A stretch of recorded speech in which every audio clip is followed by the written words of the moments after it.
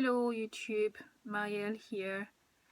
Today I would like to talk about the co-parenting mistakes that I've made with my wolf, and things that I maybe could have nipped in the bud. My wolf is a very competitive man, but again, not in the obvious way.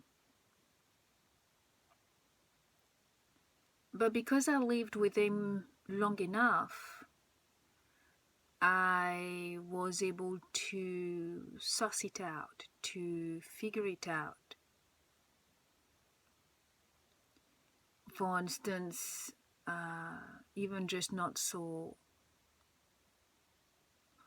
long ago, my son was jumping rope, and the only comment that he had for his own child was, "Are you trying to? Are you showing off?"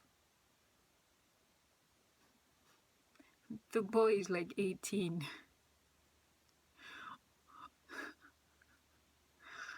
And maybe some with their kids, but there was nothing within that scene, that moment, that could even make the person think that way. It's just in his head. Every game becomes, a competition. Sometimes I will even catch him whenever I had something to do or an errand, or I had an errand to go out for, and I'll prepare to leave. Especially if there's just the two of us. Suddenly he has something to do too. He has to go out of the door as well. And he has to beat me. He has to get out before I do. It just seemed so silly to me. I could not understand why. It made no sense to me. It could not have made sense to me unless I was, I am one of those people. And just think of the energy it takes to be competing constantly with someone, to always be on the lookout, to come on top, to always be on the lookout for any little situation, to find something, a construct in your mind, so that you can feel like you're the one who won. It must be exhausting to be them. I don't know. It's so weird. But anyway.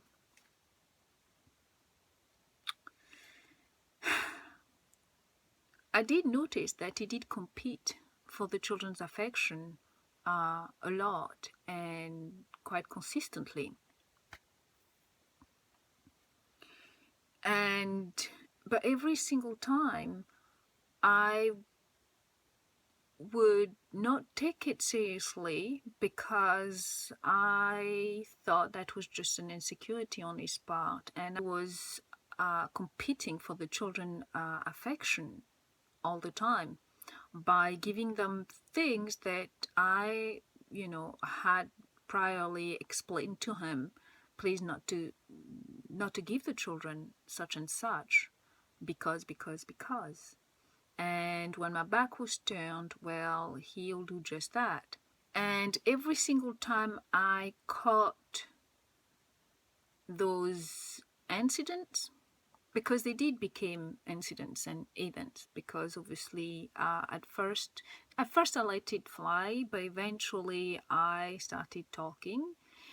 But even though I kept bringing up the subject, In my head, I kept thinking that, especially at the beginning, he did that. Not even at the beginning, the whole time. I was so innocent. I seriously thought he was just, it was just the case that he missed the children a lot, and he was feeling guilty, and that was his way of compensating for not being around as much and not for doing as much as he should, and that was his way of connecting with the children. And even if that behavior wasn't right, well, maybe that's the only way for him to, that's the only way he's comfortable to connect with the children. Maybe that's the only way he knows how to connect with the children. So with that, with that in mind, I did not feel comfortable to constantly be the party pooper and stop him trying to bond with his children, especially that that's what I wanted. I wanted him more involved. I wanted him to do more things. So I wanted him to be part of the children's life in any capacity at all. So even those tiny things, even if they were wrong, but for me it was still a step forward. And already knowing of that, his competitive streak as well, I would, I kept thinking that maybe he's feeling threatened as well and worried about not finding his place in the children's life with him traveling so much and compared to me being here all the time. So what I'll do is try to reassure him even more. I'll give a small example here. For instance, when both my kids were very, very small babies, and he'll go away for a long period of time. So whenever he came back and the babies basically didn't want him around or didn't want him near me, for instance, what I'll do is that I'll remove myself completely. I'll give him the routine of the child. I'll tell him, this is what they like, this is what you do, and this is what works. And so he could handle it by himself and give him a chance to bond with the child. And I would remove myself or not do as much to give him that chance as well. And my way of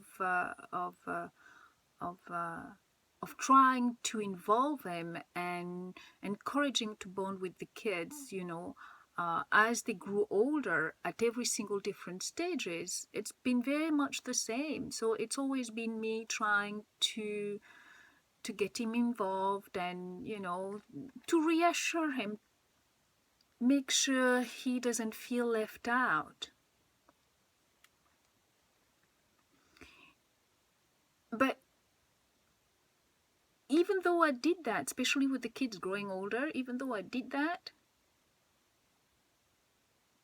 there was resistance there. There was definite resistance because he didn't want to do anything with us, take part in any of the activities. And again, this is where contradiction, is always part of the entire journey with my wolf.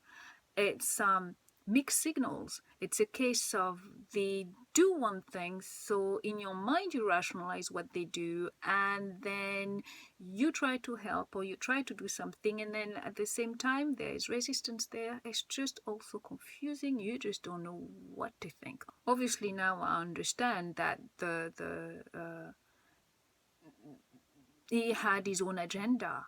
One, he didn't want to work hard to be part of the children's life, and he knew he was gonna be able to get those kids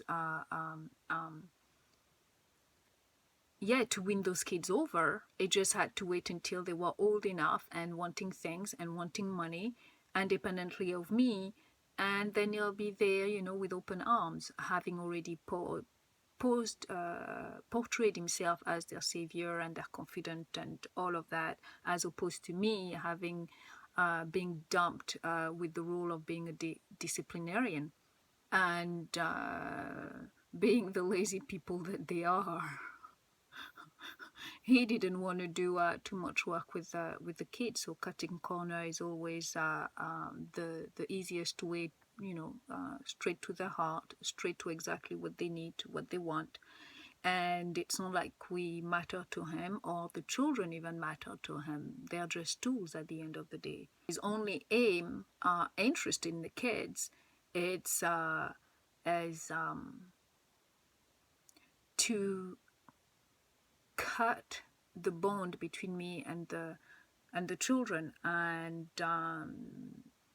break the affection between me and the children, break the trust between me and the children, destroy their sense of safety with me, completely annihilate any emotional bond between me and the children, so that he could turn them not just against me but away from me. I'm gonna finish this video by saying the same thing. I could have never imagined that somebody like this, who's so soft-spoken, so mild-mannered, so intelligent, and yes, quite good-looking too, could be harboring such ill intent towards me, his wife, and our family unit as a whole. And he'll be using, the pillar of a family, the patriarch of the family, the one we all look up to, the one we love, trust, and adore, could be using such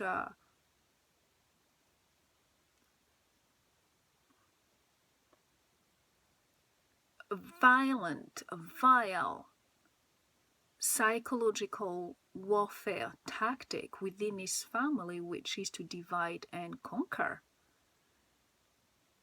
It's unthinkable, and you look at his face, it makes no sense. It makes no sense. It's very hard to reassert in my mind every single day when I look at him that this man has a dark heart, full of dark intentions and emotions.